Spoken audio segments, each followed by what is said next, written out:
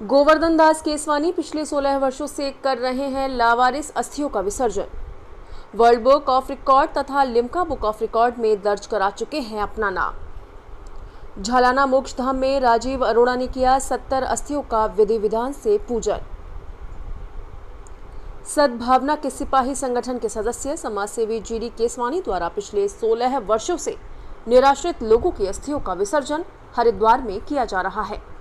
इसी क्रम में 19 मई को अमावस्या के पुनीत अवसर पर निराश्रितों की अस्थियों के विसर्जन के लिए झालाना मोक्ष धाम में राजस्थान इंडस्ट्रियल कॉरपोरेशन एवं राजस्थान एक्सपोर्ट प्रमोशन काउंसिल के अध्यक्ष राजीव अरोड़ा द्वारा अस्थियों की विधिवत पूजा अर्चना की गई।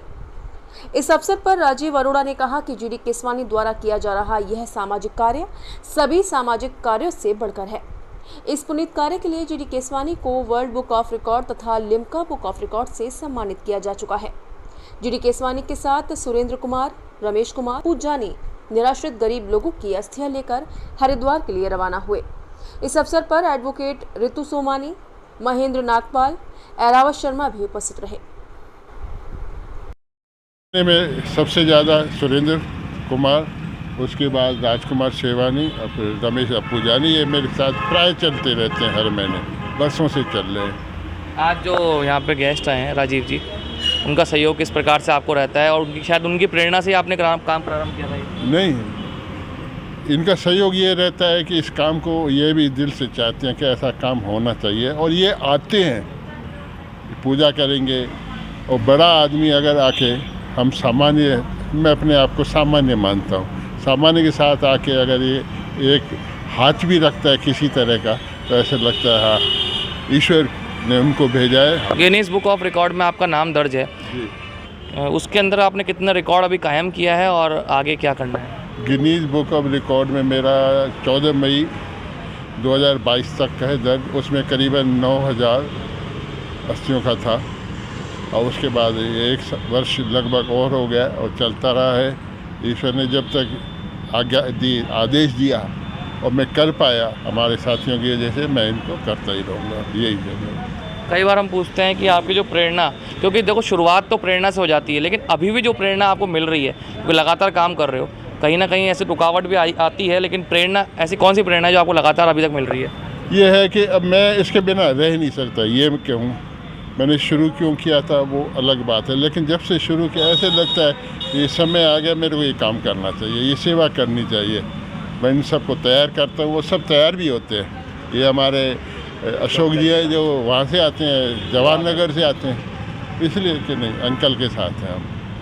लगभग आप हर माह जाते हैं, तो हर माह में ये सूचना वो कैसे मिलती है कि इतनी अस्थियाँ यहाँ पे इकट्ठी हो चुकी हैं, आपको आना है, या लोग आज संपर्क कैसे करते हैं? कुछ तो लोग आज संपर्क करते हैं, हम भी सोशल मीडिया पे डालते हैं। और जयपुर के अंदर एक शमशान ऐसा है जो ख़ास तौर से लावारिस निराश्रितों के लिए, जहाँ उनका अंतिम संस्कार सरकार की तरफ से किया जाता है। कौन सा है? आदर्श नगर में।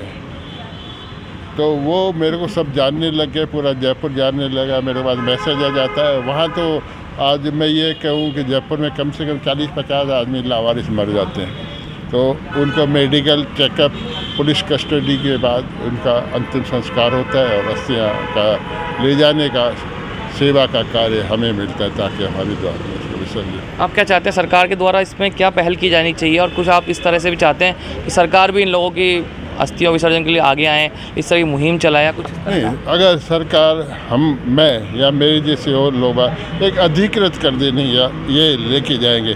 बाकी सरकार, इस सरकार ने तो बहुत काम किए जनहित के लिए। अगर हमने कुछ उसमें अस्थि विसर्जन के लिए कुछ राशि खर्च होती है तो ईश्वर हमें देवे और हम खर्च करें, सरकार से नहीं मांगते।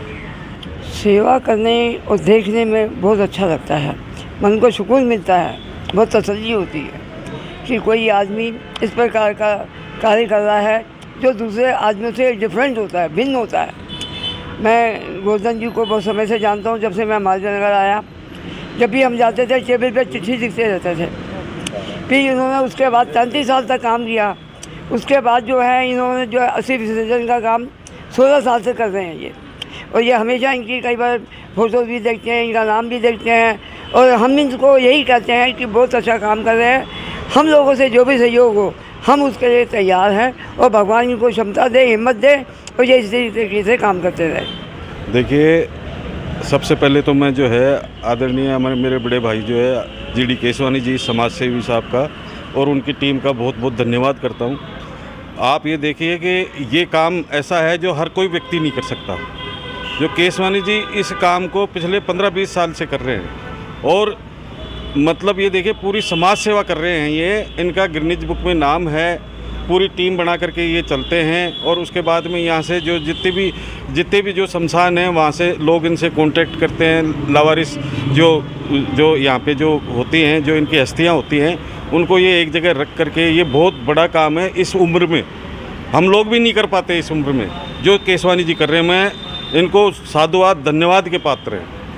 केसवानी जी, मैं केसवानी साहब के साथ थोड़े समय से जुड़ा हूँ और ये जो ये पुण्य का काम कर रहे हैं, किसी की बस की बात नहीं है। मतलब मैं इस तरह के व्यक्तित्व को फर्स्ट टाइम देखा है और इनके व्यक्तित्व के साथ में भी जुड़ गया है। मतलब और जो पूरे जयपुर के शमशानों की ये सारी मतलब लावारिस अस्थियों का इकट्ठा करके हर महीने हरिद्वार ले जाना, ये इतना बड़ा पुण्य काम है जो शब्दों में बयान नहीं कर सकते। आप आज मोक्षधाम मालीनगर में आए हैं और सेवा काम जो जीडी केसवानी जी कर रहे हैं उसको प्रशंसनीय बता रहे हैं, क्या कुछ कहना है? एक्चुअली हम तो सिर्फ यूँ कह सकते हैं कि आ गए हैं, 5-10 मिनट का अपना 15 मिनट का टाइम दे दिया है, लेकिन एक्चुअली इन सब के हकदार सिर्फ और सिर्फ केसवानी जी हैं, जो इतने सालों से निरंतर ये सेवा कर रहे हैं और बिना किसी कोई लोभ के, किसी के, सिर्फ एक समाज सेवा कि किसी भी तरीके से जो लावारिस लोग हैं जिनका कोई भी क्रियाक्रम करने वाला नहीं है, इनको ये पूरा विधि विधान से क्रियाक्रम करके फिर गंगा जी में इनकी अस्थियाँ लेके जाना और लगातार निरंतर हर महीने ये काम करना, ये आसान कार्य नहीं है। तो ये हम तो यदि हमें कुछ मौका मिले कुछ इनका सहयोग करने का, तो ये हमें समझेंगे कि हम कृतार्थ हैं और हमें अहोभाग्य है। सर, हम देख रहे हैं कि जीडी केसवानी जी इतना पुनीत काम कर रहे हैं और आप लगातार इनके एक तरह से आते रहे हैं, सहयोगी रहे हैं, कैसा लग रहा है? देखिए, दादाजी की केसवानी समाज सेवा के लिए इन्होंने अपना जीवन समर्पित कर रखा है और ये जो पुण्य काम हमेशा करते हैं, यहाँ विभिन्न शमशान घाटों से अस्थियों को लेके जाते हैं गंगा जी में विसर्जित करने के लिए, किसी भी समाज के लोग हों। तो ये मेरे सद्भावना के सिपाही हैं और ये एक बहुत ही पुण्य का काम, और इसके अंदर हमारे मालवीय नगर के बहुत सारे साथी सहयोगी इसमें जुड़े हुए हैं जिनका हमेशा साथ देते हैं।